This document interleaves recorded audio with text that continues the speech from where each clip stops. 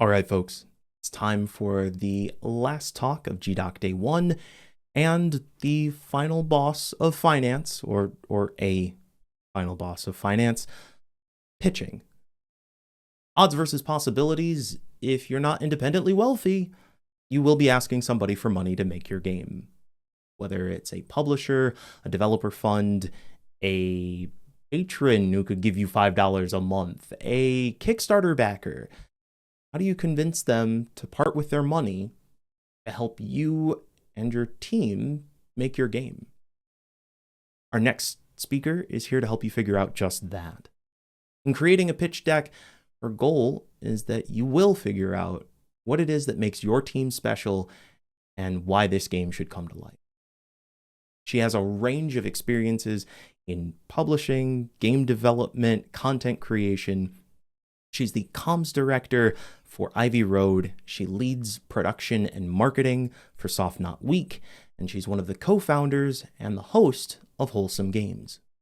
Please welcome to the stage, Jenny Wyndham.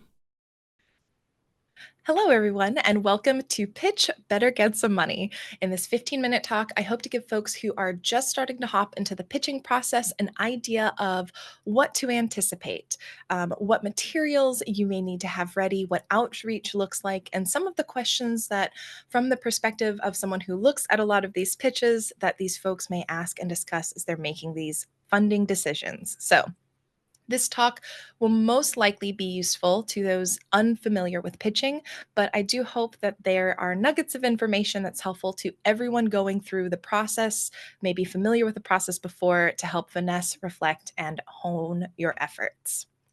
As a quick introduction, I am Jenny Wyndham. I hold roles in a variety of spaces, most having to do with marketing, publishing, influencer strategy, content, and community. Here are some of the studios, funds, and companies I've worked for. Currently, I'm at Ivy Road, Soft Not Week, and Wholesome Games, and I am also helping Wings with pitch reviews and marketing strategy. So, through these experiences, I've been able to see at this point thousands of pitches. And I've had experience going through the pitching process as well from the developer side. So I'm hoping to fit all of that into a nutshell for you today.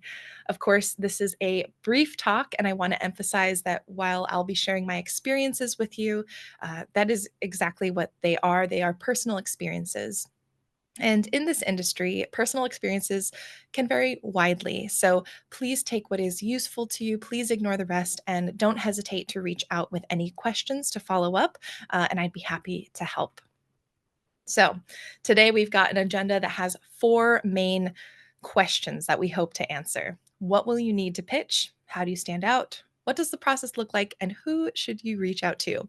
But before that, I need to pose one additional question for you to reflect on, and that is if you really need a publisher. Now, this may sound silly and a bit weird because this whole talk is about making yourself appealing to publishers and funds and pitching to them. But I want to pose this question because it's important to reflect on all of the options available to you to get your game out to your audience. And it's important to also understand a publisher is just that. A publisher is an option. Frankly, while self-publishing a title is a major challenge, there are major benefits to consider. I would say if you've already created a strong community, if you've already garnered strong numbers of wish lists, and you've already completed most of your game, you have a great foundation to explore self-publishing. So I would say this is one of the elements where I would encourage you to both prepare to pitch, but also don't discount self publishing. Be sure to explore it. And regardless of whether or not you choose to go with a publisher, this talk will hopefully still be helpful no matter what, because even if you do self publish, you need to pitch your games to platforms, consoles, and other partners to work with. So, in addition to pitching it to fans, and as you'll see, this pitch process is marketing 101 essentially. So I just wanted to pose this for you to reflect on as we go through the rest of this talk. So to pitch your game, you need 3 key materials. You need a pitch deck, you need a budget, and you need a build. So let's quickly go through all 3 of these. The pitch deck is the thing that's going to make anyone who looks at it emotionally invested in your game. Uh, which sounds funny because when you think of a deck, usually you think of a dry slide document. Uh, that's not what you should aim to create with this. This is something that will hopefully get someone emotionally invested, excited, and ready to advocate for your game, aka this is a marketing document. So, when you are creating this, I would say first go and look at the ones shared by Glitch on Notion. If you just search Hey Glitch Notion pitch decks, it should come up. Also, you can message me for the link. But these are examples of pitch decks that are selling the game to the publishers. And you can also ask your peers. Some of the best examples of pitch decks and most inspirational examples are ones that I got from fellow developers who were in the pitching process or who had gone successfully through it and who showed me what they created that helped them get there. Most decks will include the bullets listed here, a summary, kind of a one pager showing facts about your game, trailers or video clips that help entice and again intrigue people, key features where you think about the verbs of your game, what are the actions players will be taking, the gameplay loop, the timeline of development and where you are at within that timeline, what you need from the publisher and what you hope that they do for you, comps or comparable titles that are not only similar in aesthetic and genre, but also um, in sales and audience, a little bit about the team, and contact information. The goal of a pitch deck: get your ideas across concisely and clearly and as visually as you possibly can. Again, at the end of the day, this is a marketing exercise, and you want people to feel excited and to feel ready to champion your game to other people on their funding team. The second thing you need: a budget. A spreadsheet usually is what it is, identifying how many months it will take to make the game, the people and tools involved, and the cost of it all. The goal of the budget is to let them know that you not only have this incredible idea, but you know what it will cost approximately to make, and that it is reasonable and not risky at all. And so, as you're determining what you want and what you need, it's important to understand what is your ideal funding amount. Don't lowball yourself if you're going to a publisher. Ask what you truly need to make this game and to live. Give yourself a reasonable salary. Again, if you're going to a publisher, you're going to them for funds. And so you don't want to have to supplement with a second or third job or additional contracts. You want to be able to focus on the development of your game wholeheartedly. So account for that. If you're unsure of how to get your salary, look up salaries in your areas for similar positions. Don't forget to include line items for things like legal or accounting. These are in the nuts and bolts of running a studio that are often easy to forget and look over, but are imperative to include. And when you are creating a budget, you need to understand the successes, the medians, and the flops of your genre, and approximately what the sales and cost looks like to make them. So, taking into account something like a 2D point and click adventure versus a 3D narrative RPG, they're going to cost very different amounts to make. And it would be a little bit strange if the 2D point and click adventure was maybe asking for 5 or 6 million. I would have some questions there. Similarly, if a 3D RPG was only looking for 150K, I would have a lot of questions simply because it shows a lack of understanding potentially of what it takes to create within that genre. Uh, Finally, you need a playable build. This is showing that you understand and can apply that understanding of your genre and loop into something playable. And the biggest flag is if there is a disconnect between the build and then the game's key features that you list in the pitch deck. So it's important to make sure that they align and that you're covering everything that you've mentioned. Depending on who you're pitching to, as well as how much money you're pitching for, this build can range from a really rough prototype where you have some elements that you're showing off to a vertical slice or even something more polished and complete than that. Again, the more money you are asking for, the more risk there is involved, and the more that a publisher is going to want to see proof of concept and to basically mitigate the risk through that validation of can you make this thing even better. Again, gray box placeholders, all of that's fine.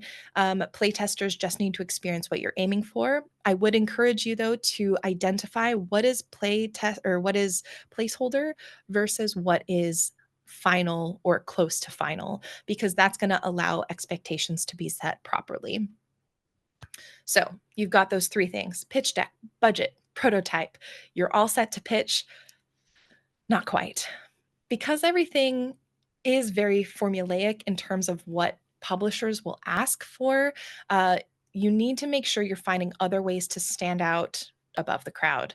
There are three, four-ish main questions that I typically ask when I am exploring a pitch, and that I know I discuss with my peers when we are looking at pitches. They include: what's the hook? Why are you the team to make this game?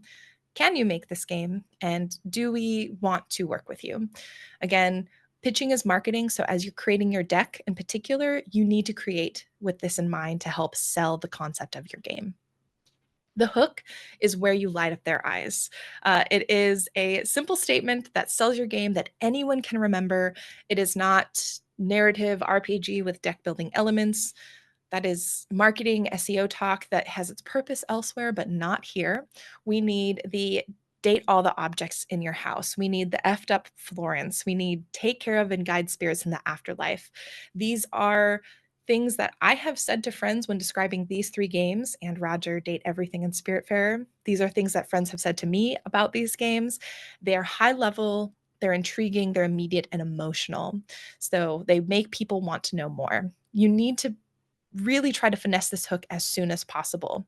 Try pitching it to friends and family. Are they into it? Are they intrigued? Find people who are the core audience that you're pursuing. At the end of the day, you need to pursue your consumers, not just your friends and family, because they are biased sources. And knowing a hook and having a solid hook will allow people that you're pitching to help pitch it to their team and help them give it the best words to, again, be a champion and advocate for your game. So that hook is critical. And if you have a strong one, you can use it in your actual marketing to consumers. And I would say maybe have a couple hooks, because the same hook maybe doesn't work the same for everyone. Shout out to Lindsay Rostel of Timberline for this framing of the secret sauce, because the ideas are fine, your pitch may be good, but the secret sauce is why you're excited to make your game. And you need to be able to explain that, because it shows not just the genre of the game and why you're stoked to make it, but it's what is that extra stamp that you're putting on top of it, that you're applying to this genre that's making it yours, and that will inspire you to create games over the next few years. This is often the most interesting part of the conversations when I'm in conversations for pitches, and some of the things I'm most excited to learn as I'm going through the process. Finally, you need to show that you can do this. You can show through your budget. Again, does your budget make sense? Is it in line with others in the genre? Does it line up with the potential risks? You can also show that you can do this through builds. And one thing to keep in mind is if your build is not something that is easily playable by a wide variety of people, or perhaps is a uh, niche mechanic or a very challenging mechanic, it can be really helpful to show what good gameplay looks like, because oftentimes the playtesters may not be able to adequately play the game as you would want it to be played and not see the full potential. So builds are important, but having a gameplay video, perhaps with a little bit of an explainer, can help add to that show you can do this element. And finally, the last question we often discuss is, do we want to work with you? What is your studio like? What is your team like? What are your values? It's really about how are we creating a longer term partnership that we are all excited about getting into.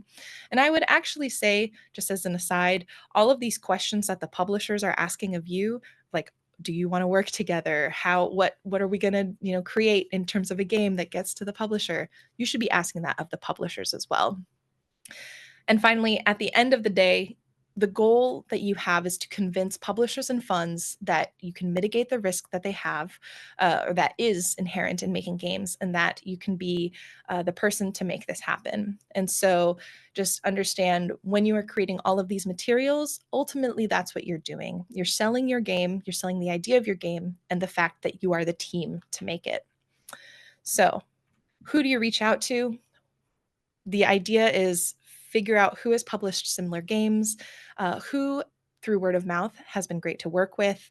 Are there government programs and resources? Mostly if like you're in Canada, Australia, I think Poland and France, lots of countries have great resources for developers.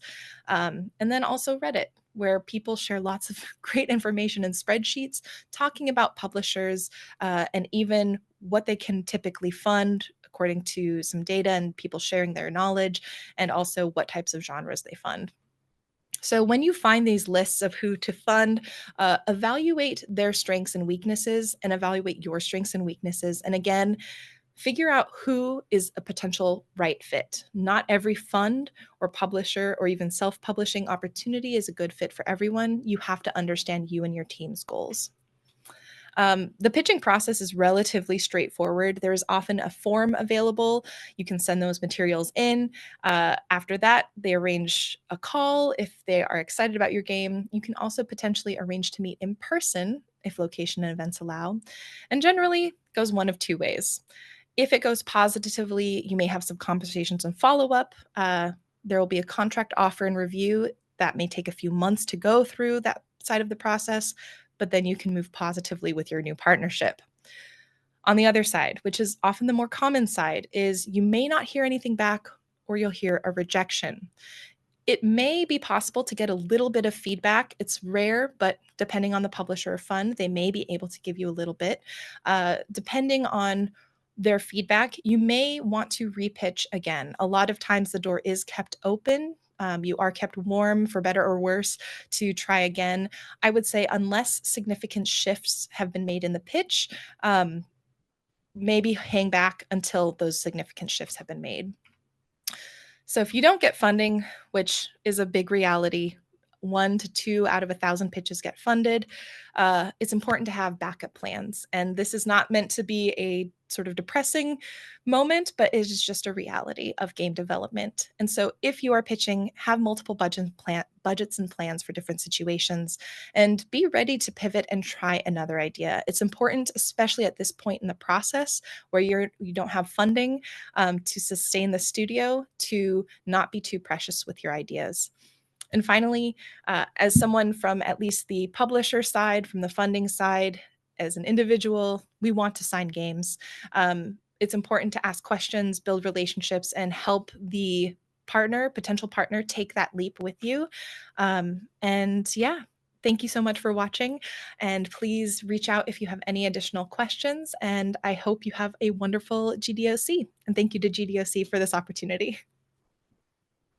Thanks so much for that talk, Jenny. I gotta admit, going through this process of refining or thinking about a deck kind of changed my perspective a little bit.